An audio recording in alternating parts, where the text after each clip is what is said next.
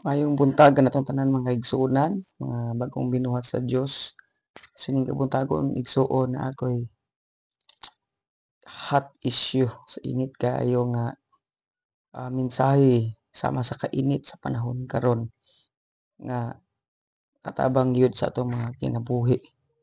Ingon ang kaduhang Korinto 7:11 kay ang Dios nung kasubo makapahinulsol og magtultol kaninyo ngadto sa kaluwasan ug dili kini angay basulan apan ang kamatayon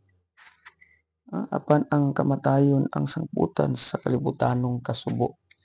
So sa akong ibasa naay duha ka kasubo or pagmahay or kaguol igsuon nga madawat sa usa ka tawo pag siya sultian sa kamatuoran or badlongon sa iyang sayop.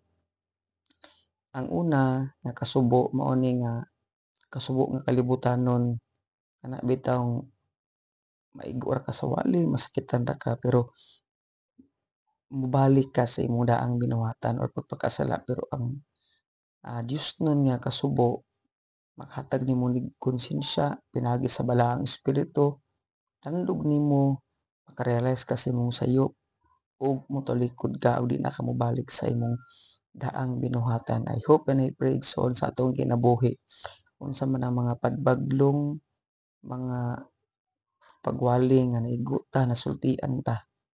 I hope and I pray nga ang Dios magtandog ni ana ug motalikod ta na igsuon kay ang kainit karon dili ikatandi sa kainit sa impyerno nga masinati sa usa ka tawo pag ang usa ka tawo magpuyo sa pagpakasala. Mao ni mga dangatan niya igsuon sa iyang kinabuhi. And I hope and I pray amo tang masabtan. Ayaw kalimot ni bisag unsa ka daghan ang problema, unsa ka mao tang sitwasyon naa ka angay nga ikapasalamat sa Ginoo. God bless igsoon.